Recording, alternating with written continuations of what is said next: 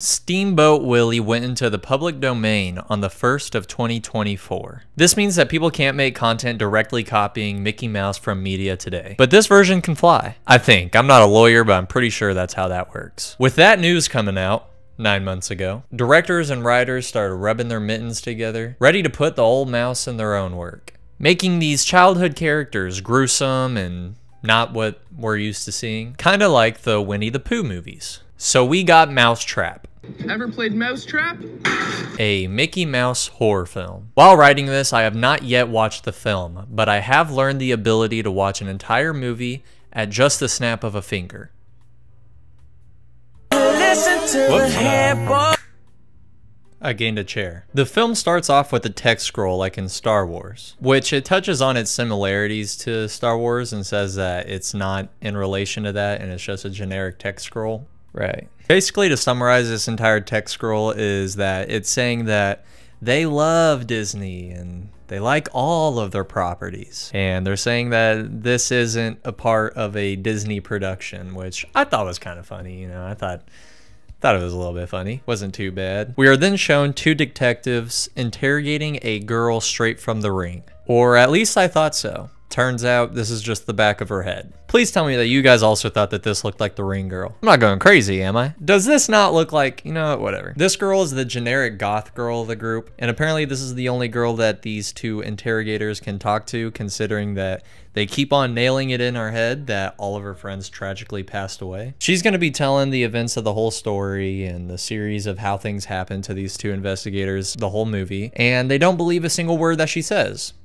Spoilers. When the credits roll on screen, they're accompanied with old footage of Steamboat Willie, aka Mickey Mouse. We are then introduced to Alex and her co-worker. I already forgot her name and I just watched the movie. The movie kindly shows us that the acting is going to be rough early into meeting these two, so that was nice of them. They try to have some funny comedic scenes with Alex and these snot-nosed kids until we get introduced to the manager. I also forgot his name, so I had to look it up. Matter of fact, I think I only remembered 2 of the names. So the IMDb page was very helpful in this review. Manager Tim tells the girls that they have to stay 3 hours late because a rich kid is having a private party after hours. They got the whole place rented out, which is funny because they said they're about to close. So I guess the kid and the family decided to rent this arcade out at 10 p.m. Meanwhile, Tim goes to the back room and kicks back. Does he live here?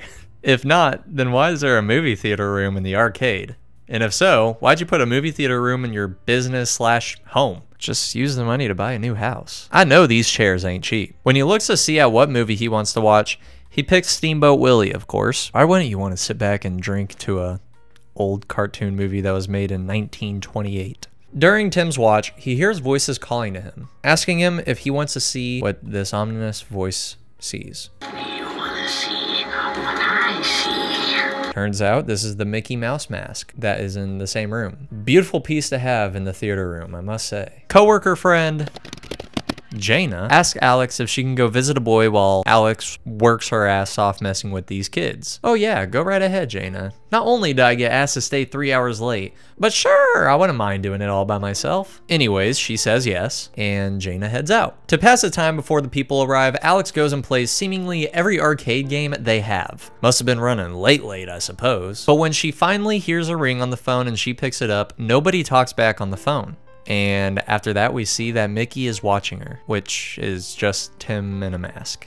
I definitely thought this movie was going to be more like the Winnie the Pooh movies in regards to it actually being a mouse, but it's literally just a possessed mask. A Mickey Mouse mask at that. Alright. Alex eventually finds Mickey and gets scared. As she runs away, she gets surprised again, but this time it's for her birthday. Aww. We meet our cast. We got Ryan, a douchebag hockey player who likes Alex, but she doesn't like him. Rebecca, the girl we already talked about. Marcus, a nerd who likes Alex, and she also kind of does too a little. Gemma, weird ass name, a girl who likes to play arcade games at terrible times in horror movies. Jackie, a girl who likes to fuck. Marie, The girl who doesn't take no shit from nobody. Danny, the boy that likes to vape. And Paul. They toss around some boring dialogue, yeah, and then we cut back to Rebecca. She's in a cell, which is funny because they don't hold interrogations in a cell, ever. I mean, they do, but not for something like this. Why the fuck is she in a cell? Also, throughout the movie, they have these scenes cutting back from the actual story and then Rebecca and the interrogation, which are always pointless. It's just the same scene over and over again. I know it's because they want to remind us that Rebecca is telling this story, but even that doesn't really matter. I mean, every scene is just, yeah, and then they ran away. And how do you know that? They told me. But you weren't with them. Yeah, they told me after. Okay, but if you let me talk, then you would understand. Let her talk. And then we go back into it. Like, what did that add to the story just now? We get some more pointless hatred between the group of friends, but then Paul gets a voice message from Jackie, basically telling him to find her, and then they can bone. Danny gets told to stop smoking because this is Alex's work after all, and he clarifies, It's vape. which yes, this is important, and this comes back up later in the movie, just wait. That also reminds me, Alex is getting paid right now. She's on the clock. So you may be thinking, well, what if Tim checks the cameras? If he wasn't Mickey Mouse, that is. Why isn't she worried? Well, earlier in the movie, they told us that Tim never checks the cameras, and yeah, that's pretty much it. Tim never checks the cameras. The movie starts putting in our face that we're watching a horror movie too much, and I start to realize what kind of humor this movie is going for. Marcus talks about Ryan being most likely to be a serial killer, and then they say that Paul is most likely to die in a horror movie because you never wander off all by yourself in a horror movie, right guys? Then the girls walk up and say, how do you know what makes someone most likely to be a serial killer, Marcus? You sound like a serial killer to me. You get it. It's almost like they wanted to be meta and realized that after the movie, so then they just put one scene or two scenes where they just absolutely smash it into our mouth. They put all their phones in a bag after Ryan talks to his boys that are supposed to kick Marcus's ass because Alex likes him a little too much. Odd. Grown-ass man, by the way. Yeah, just get him here and consider it done. What's the deal with this guy Marcus? He's a dude. And then they put them all away. Probably won't be an issue later. Can't imagine that. Also, this is an arcade party, not a camping trip. I feel like at a party like this, you would want to have your phones, you know? Like they're drinking and playing arcade games. Why wouldn't you want to have your phone? And then that also makes me want to bring up, you might be wondering, aren't these kids kind of old? Why are they at the arcade in the first place? Well, apparently whenever they're all 9 years old, they used to be friends and they used to come here and play at the arcade, and they had a birthday party a long time ago. So they wanted to redo a birthday party like that because Alex is turning 21 and saying goodbye to her childhood. So that's why we're here. Probably didn't need to let you in on that, but I did anyways. Paul and Jackie are about to hook up until they see Mickey. Did you forget he was in this movie? Because if so, me too. The gang gets some drinks in them, and then they realize that they want to head over down the street to a real bar and get the party really started. I guess Alex decided she is now off the clock. They find themselves locked inside the building due to somebody else's lock. This is not how we lock up. This isn't ours. I don't get it. And they hear the message that Jackie sent Paul over the speakers. So Alex, now believing that this is a prank, heads to the emergency exit to leave again. I also guess that they're just gonna leave Paul and Jackie all by themselves. Weird. When they figure out that all their phones are gone and replaced with fake phones, they start to get even more suspicious of what's really going on, and they all go to look for Jackie and Paul. While they do this, they separate. Hey Marcus, you never separate in a horror movie. Rebecca finds Mickey in laser tag, thinking that Ryan is just trying to scare her, and then he teleports away and stabs her. Yeah. Teleports. When she falls down, the flashlight goes into strobe mode, and that apparently makes him not able to teleport anymore. Kind of like stuns him, and then he runs away. Danny goes on a roller coaster ride and decides to take a little nap, while Marie finds Mickey too. She thinks Mickey is also Ryan because of the hockey jersey he's wearing, but she sees that he's holding a knife. So she thinks Ryan has gone mad, and she runs away while he tries to stab her. Now remember Gemma's fun trait? Yeah.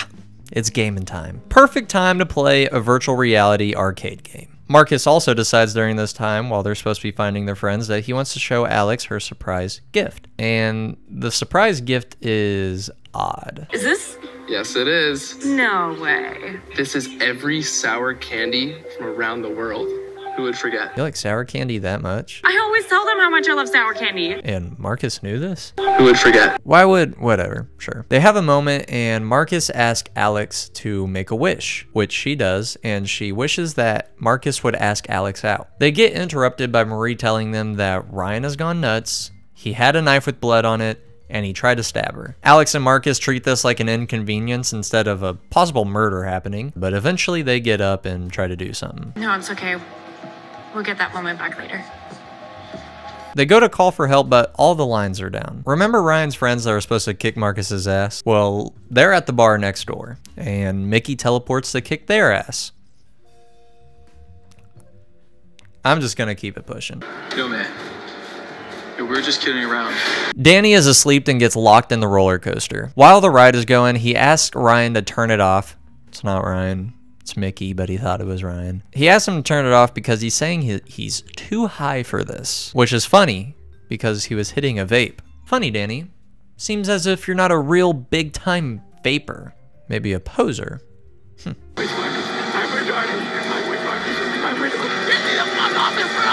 Marcus, Alex, and Marie find Paul and Jackie dead. Danny and Rebecca meet up in laser tag as Mickey Mouse is gaining on his tail. What am I even talking about right now? Gemma gets stabbed by Mickey after he kind of like poked around at her and messed with her while she was playing video games. He led her away and then stabbed her. Alex pulls the fire alarm to signal the fire department that, you know, there's problems going on, in hopes that the fire department will show up and free them. Meanwhile, in laser tag, Rebecca gets her ankle slashed and Danny gets stabbed in the head. Marcus at around this point was making me laugh a lot. Hate to admit it, but it's true. Not completely because of funny jokes he said, even though he did have a couple, but his actor really played him well. I mean, Marcus is a super goober, and I think the actor did a really good job at him. So props.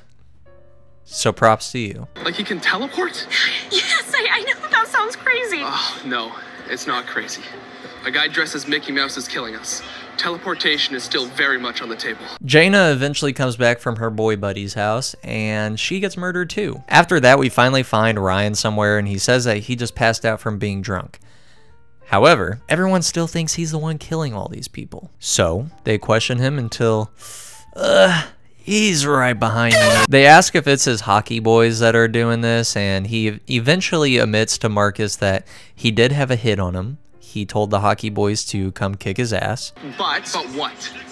But I did ask them to hassle you a little bit. Me? Yes, you. Why me? Because she... But he did not tell them to murder everybody, so he goes and talks to Mickey. Ew.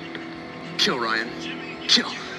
Fuck did you just say to me? He's not a fucking dog, Marcus. And Mickey slaps him in the side of the head with a wrench. Marcus then runs around the corner and grabs a baseball bat that is just propped up on an arcade machine.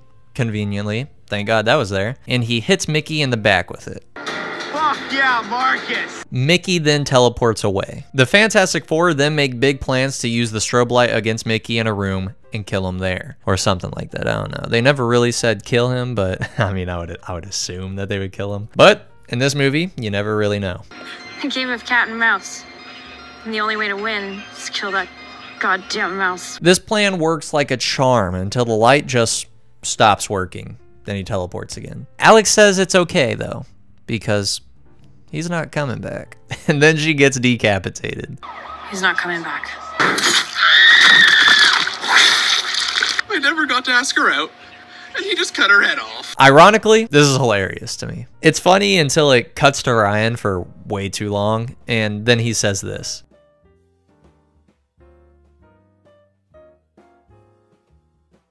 What a complete... What was he gonna say?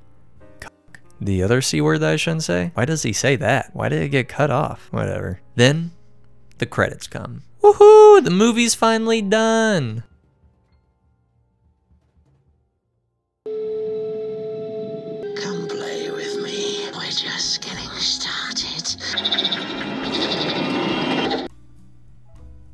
You know, the characters in this movie actually aren't that bad. There's a lot of goofy stuff and a lot of terrible dialogue I left out of this movie. I thought they were fine. I thought Marcus was good. I thought Alex was cringy. I thought they were all pretty cringy, actually. They were good enough to make me not want to turn the movie off. So, you know, there's that. My overall review of this movie, ironically, I kind of like it.